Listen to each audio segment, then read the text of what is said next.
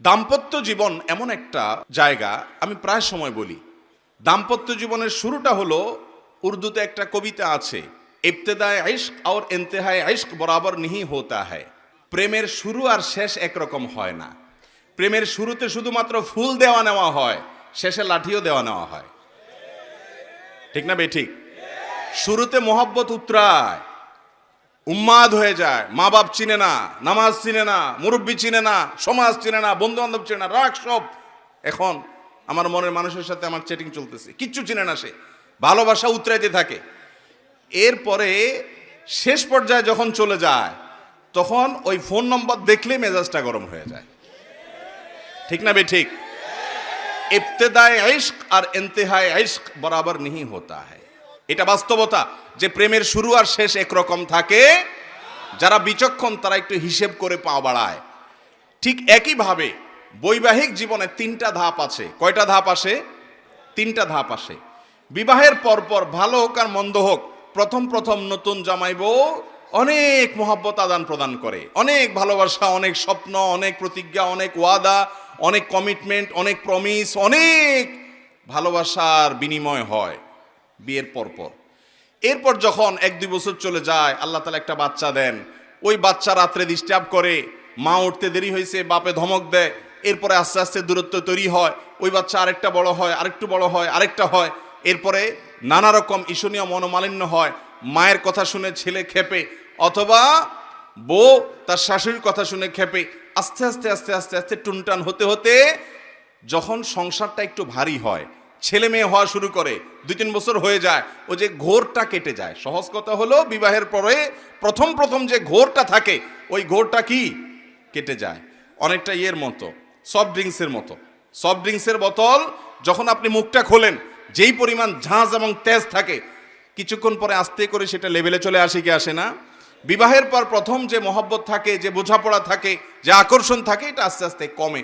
যখন কমে, এরপর আসল রূপটা দেখা যায়।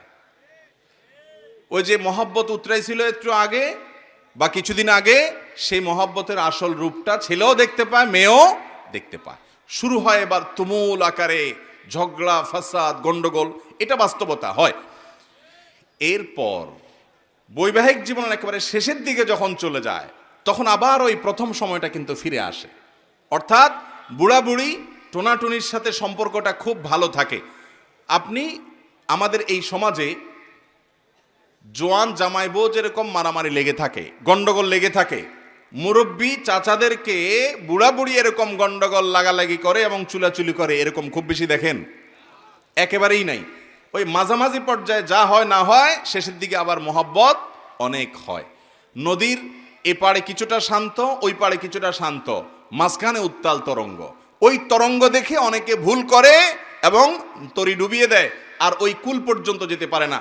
আর যে বিচক্ষণ, সে জানে যে এরকম চড়াই উতরাই হবে দাম্পত্য জীবনে, বোঝাপড়ার গরমিল হবে, গন্ডগোল ফাসাদ হবে, এগুলোর সব ওভারকাম করতে হবে। একটা সময় আমার শান্তি আসবে। বিশেষ করে মা বোনদের একটা সমস্যা হলো যে পরের ঘর করতে গিয়ে নানা রকম ঝামেলা তৈরি হয়। তখন তারা কি করে, না এসব আর করবো না, আমি চলে যাই। এভাবে যে বেশিরভাগ মেয়ে পরবর্তীতে আফসোস করতে হয়। আর এই কারণে দাম্পত্য জীবনের সুখের দ্বিতীয় মন্ত্র হলো সবর এবং শুকর। এই দুইটা অভ্যাসকে নিজের জীবনে আনতে হবে।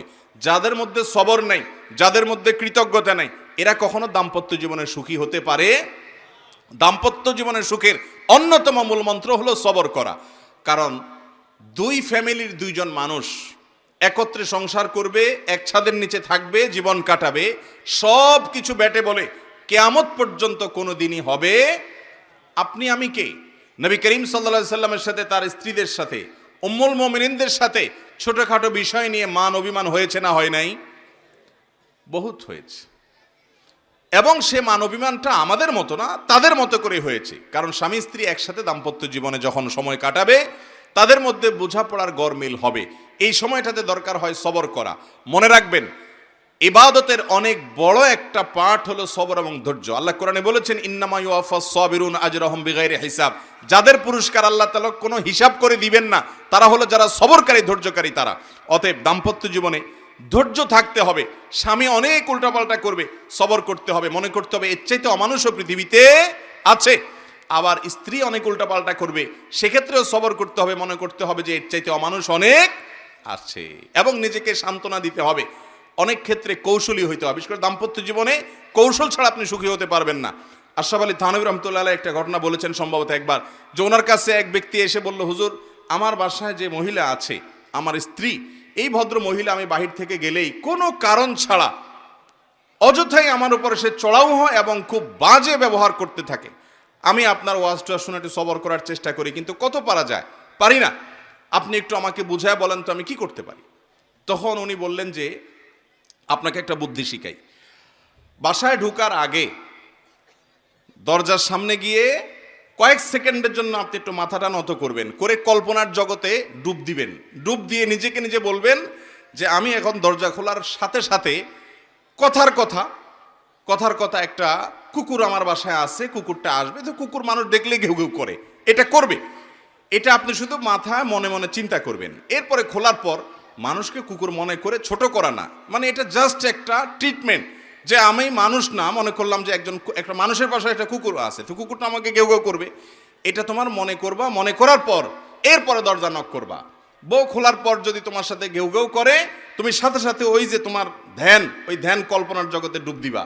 ডুব দিয়া তোমার স্মৃতিতে আনবা যে একটা কুকুর, আমি রাস্তা দিয়ে যাচ্ছি বা কোথাও গেছে, এখন ঘেউ ঘেউ করতেছে, তো কুকুর ঘেউ ঘেউ করলে আমার সমস্যাটা কি, এটা তুমি মনে করবা। তো স্বামী বাসায় গেছে, যা দরজা খুলছে, দরজা নক করার আগে ওইরকম কল্পনা করছে, স্ত্রী দরজা খুলছে, যথারীতি জামা কাপড় খোলার পর শুরু হয়ে গেছে বিশ্বযুদ্ধ, ঠুসঠুস শুরু হয়ে গেছে। যখন এগুলো শুরু হয়ে গেছে, ভদ্রলোক সাথে সাথে চোখ বন্ধ করে ওই ধ্যান করা শুরু করে দিছে, যে হুজুর বলে দিছে যে আমার তো এরকম একটা পরিস্থিতি আমি কল্পনা করতে হবে। করলো, তো করার পরে লোকটা হেসে দিছে। বউ চিন্তা করলে ব্যাপার কি, প্রতিদিন হামলা পাল্টা হামলা হয়, গোলা বারুদ এখান থেকে গেলে ওখান থেকেও কিছু আসে, আজকে দেখি এবার একটা মিটমিট করে হাসে, কাহিনী কি? স্ত্রীর তো মেজাজ আরো গরম হয়ে গেছে, সে যত গরম হয় এ দেখে আরো বেশি হাসে। তখন বলল, ধরছে একটু ঠান্ডা হয়ে, স্ত্রী দেখছে না রাগারাগি করতে হচ্ছে না, বলো কাহিনী কি বলো। স্বামী তো বলে না, একটা পর্যায়ে বলে দিছে যে আসলে হুজুর আমাকে এটা শিখাই দিছে, এরপর থেকে আমার কাছে তোমার এসব রাগ ঝাগ বকা ঝকা এগুলো সব আমার কাছে একেবারে পান্তাবাদের পানি মনে হয়, আমার বরং আরো হাসি আসে। এর পরদিন থেকে আর ওই ভদ্রলোক বাড়িতে ঢুকলে বউ বেচারা ঝগড়া করতে গেলেও আবার গলা থেকে ফেরত চলে যায়, কারণ ঝগড়া করলেই তো কল্পনা এসে অন্য কিছু হবে।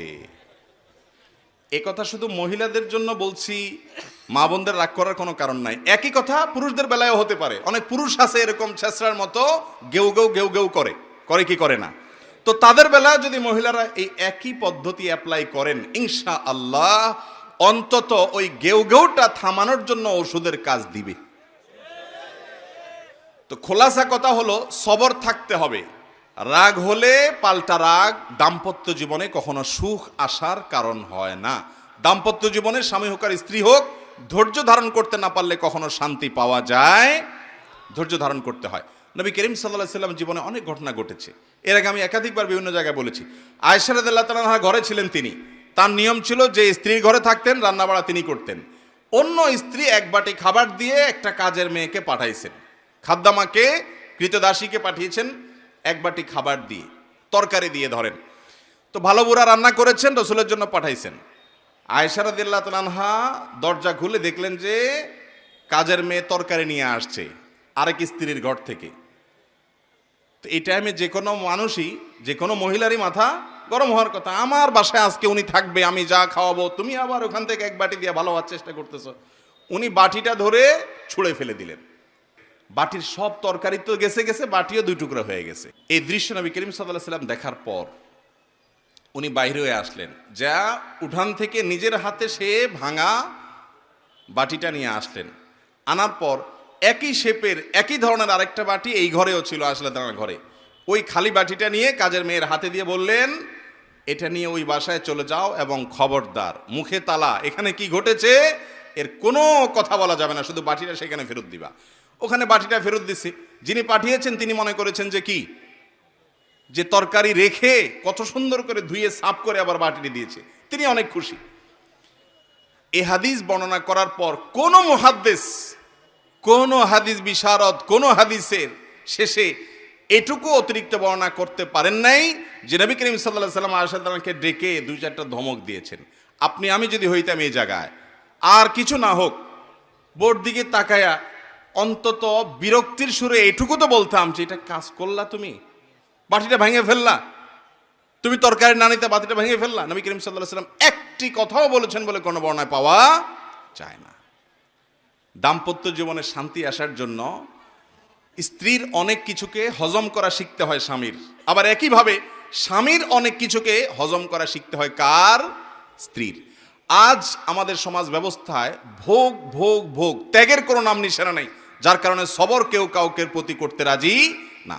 দাম্পত্য জীবনের শান্তির জন্য এই সবর এবং শুকর যা আল্লাহ তাআলা দিয়েছেন সেটার উপরে শুকরিয়া আদায় করার মানসিকতা থাকতে হবে, না হলে কোনোদিনই আপনি শান্তি পাবেন না। আসুন্নাহ ফাউন্ডেশন, উম্মার স্বার্থে সুন্নাহর সাথে।